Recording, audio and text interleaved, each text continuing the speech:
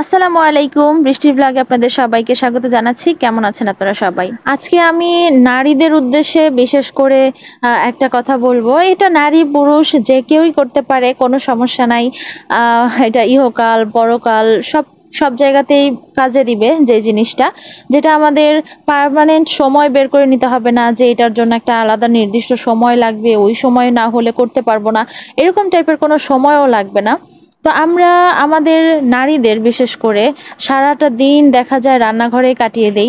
তখন রান্না বান্না, সকালের নাস্তা, দুপুরের খাবার, রাতের খাবার, বিকালের নাস্তা, তো এত কিছু, তারপর ঘরটর গোছানো, বাচ্চা কাচ্চা সামলানো, এত কিছু করে দেখা যায় হয়তো ৫ ওয়াক্ত নামাজটা পড়তে পারি, এছাড়া যে একটু বসে আমল কালাম করব, পরকালের জন্য কিছু জোগাড় করব, সেটা কিন্তু আর হয় না। তো দেখা গেছে যে আমরা দিনে সারাটা দিন আমাদের রান্নাঘরে কাজকর্ম করেই পার করতে হয়। সেখানে আমাদের হাত চলে, পা চলে, সবই চলে। তো আমরা যদি মুখটাও একটু চালাতে পারি তাহলে কিন্তু ভালোই উপকার হবে আমাদের। তো কেমন ভাবে চালাবো মুখটা, সেটা হলো যে যে নারী রান্নাঘরে ৩টা আমল করবে, যে নারী রান্নাঘরে ৩টা আমল করতে পারবে, ওই নারীর সংসারে রহমত হবে, অভাব অনটন দূর হবে। যদি কোনো নারী চায় যে তার ঘরের মধ্যে সুখ শান্তি চলে আসুক, তার ঘরের মধ্যে আল্লাহ প্রদত্ত বরকত হোক, তার ছেলে মেয়ে তার কথা শুনুক, যত ঋণ আছে সমস্ত ঋণ পরিশোধ হয়ে যাক, সে যদি এই ৩টা আমল করতে পারে তাহলে ইনশাল্লাহ তার ঘরের মধ্যে অভাব থাকবে না, দুঃখ কষ্ট থাকবে না। তো এই ৩টা আমলের মধ্যে একটা আমল আমার একটু ঠিকঠাক মতো করা হয়, এছাড়া ২টা তেমন একটা মনে থাকে না, করতে পারি না। তবে আজকে থেকে চেষ্টা করব একটু মনে করে করে করার।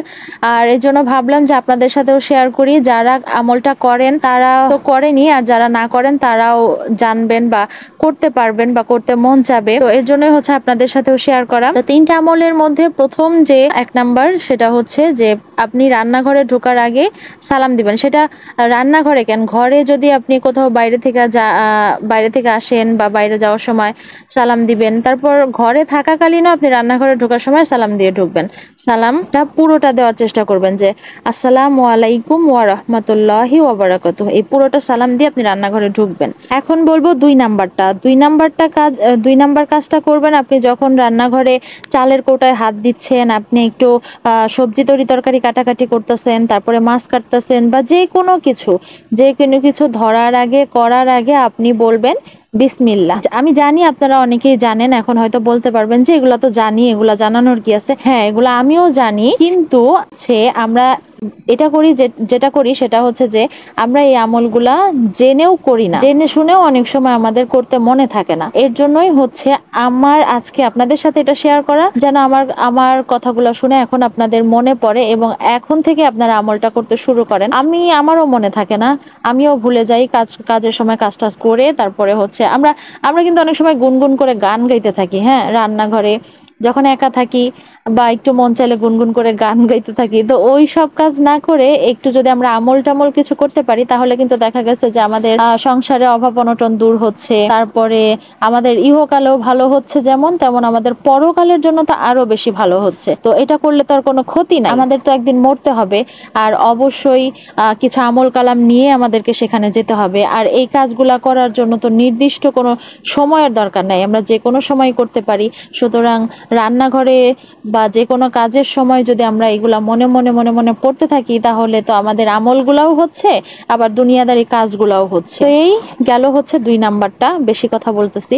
এখন বলবো ৩ নাম্বারটা। ৩ নাম্বার হচ্ছে দুরূদ শরীফ পড়া। বেশি বেশি করে দুরূদ পাঠ করবেন। আপনি যদি একবার দুরূদ পাঠ করেন তাহলে আপনার পেছনের ফেলে আসা 10টা গুনাহ আল্লাহ তাআলা মাফ করে দিবে এবং আপনার আমলনামায় নেকি দিয়ে মানে 10টা নেকি দিবে। দুরূদে ইব্রাহিমটা পড়তে পারলে বেশি ভালো হয়। এছাড়াও ছোট ছোট অনেকগুলো দুরূদ আছে, সেগুলোও পড়তে পারেন। এই হচ্ছে কথা। আর এই আমলগুলা সম্পর্কে যারা জানেন বা যারা এই আমলগুলা করেন তারা কমেন্টে আমাকে জানাবেন। আর যারা আজকে জানলেন বা জানতেন এই কাজগুলা করতেন না, তারাও আমাকে কমেন্টে বলবেন।